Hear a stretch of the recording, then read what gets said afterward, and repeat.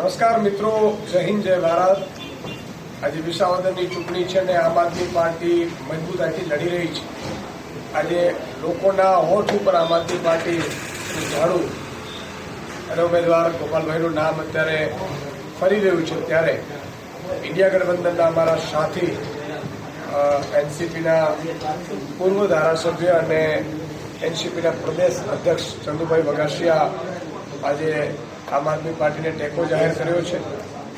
આ પ્રસંગે અમારા રાજુભાઈ કરપડા, રાજુભાઈ બોરખતરિયા, એનસીપીના પણ આગેવાનો અશ્વિનભાઈ હિમાની સહિતના આગેવાનો ઉપસ્થિત રહ્યા છે. મિત્રો, કોંગ્રેસ ઇન્ડિયા ગઠબંધનમાં સેન્ટ્રલી છે, છતાંય એ કોઈ પણ ભાજપના ઇશારે કે જે પણ હોય, રાહુલ ગાંધીજીએ કહ્યું છે એમ કોંગ્રેસના મોટા નેતાઓ ભાજપની બી ટીમના કામ કરે છે કદાચ, અને એના કહેવાથી ઉમેદવારો ઉભાવીને એને એવું હતું કે નુકસાન કરી શકીશું, પણ નહીં થાય. પ્રજા બહુ સમજદાર છે ને, વિસાવદરની તો ખાસ. ત્યારે ઇન્ડિયા ગઠબંધન એનસીપીના સાથી જ્યારે ટેકો જાહેર કરે છે, હું ચંદુભાઈ વઘાસિયાને કહીશ કે બે શબ્દ કહેશ. આજે વિસાવદર ભેસાણની પેટા ચૂંટણીની અંદર પ્રદેશ અધ્યક્ષ ઈશુદાનભાઈ ગઢવી અને અમારી ટીમ મારી સાથે પધારેલા અશ્વિનભાઈ ભીમાણી, હરિકિશનભાઈ જોશી, રાજુભાઈ ગણપડા, એ પછી અનેક મિત્રો અને અમારા ઇન્ડિયા ગઠબંધનના હિસાબે અમારા રાષ્ટ્રીય પ્રમુખ પવાર સાહેબ એની માર્ગદર્શક લઈને અમે અમારો તમામ તન મન ને ધનથી અમે આમ આદમી પાર્ટીને ગોપાલભાઈ ઇટાલિયને વિજય બનાવવા અમારી તમામ પાર્ટી એને પૂરો સપોર્ટ આપશે.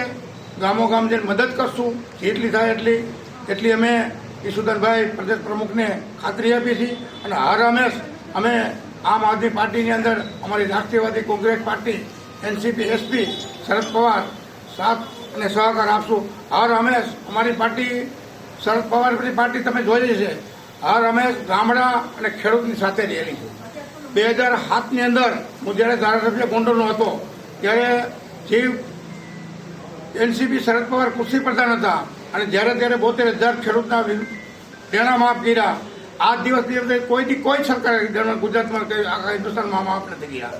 એવી જ રીતે જ્યારે કપાસના ભાવ તેથી નક્કી કર્યા 1,500 રૂપિયા, તો હજી 15 વર્ષ ત્યારે વેચ્યા નથી. તો આપણે આમ આદમી પાર્ટીને ગોપાલભાઈને તૂટાવી, જંગી બહુમતી તૂટાવી અને ગાંધીનગર મોકલી.